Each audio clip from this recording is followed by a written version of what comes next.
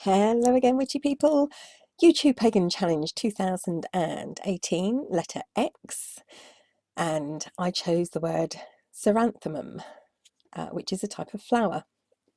Now, this flower it does sort of like play into how I practice as a witch. Xeranthemum is mostly known as a funeral flower.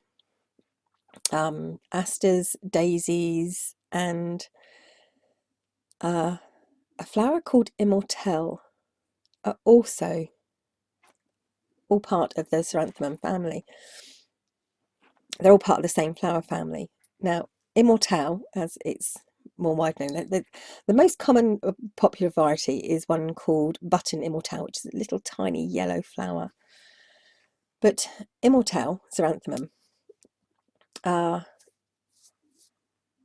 is used to place on coffins, to make wreaths with.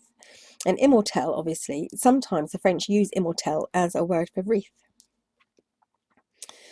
And there is a lot of kind of folklore attached to it, because okay, Xeranthemum, Xera, the first part of the word Xera, comes from the Greek, ancient Greek, xerox, which means dry.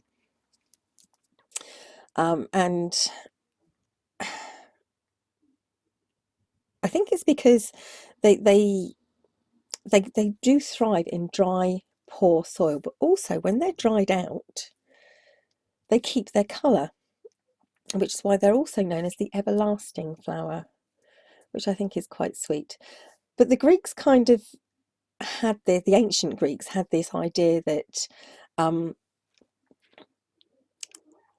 xeranthemums were especially associated with death because of immortality, but also immortality and everlasting. They were associated with everlasting love.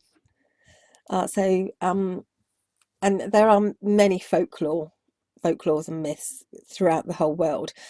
From Germany, I think one of the folklores from Germany was that if a man placed as Xeranthemum Immortelle flower at the back of his mouth and spoke to the woman that he loved, she would fall in love with him forever.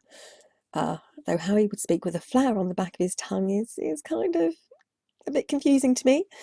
It is said that the ancient Greeks believed that if you made a perfume using Xeranthemum, it would be the most amazing love potion.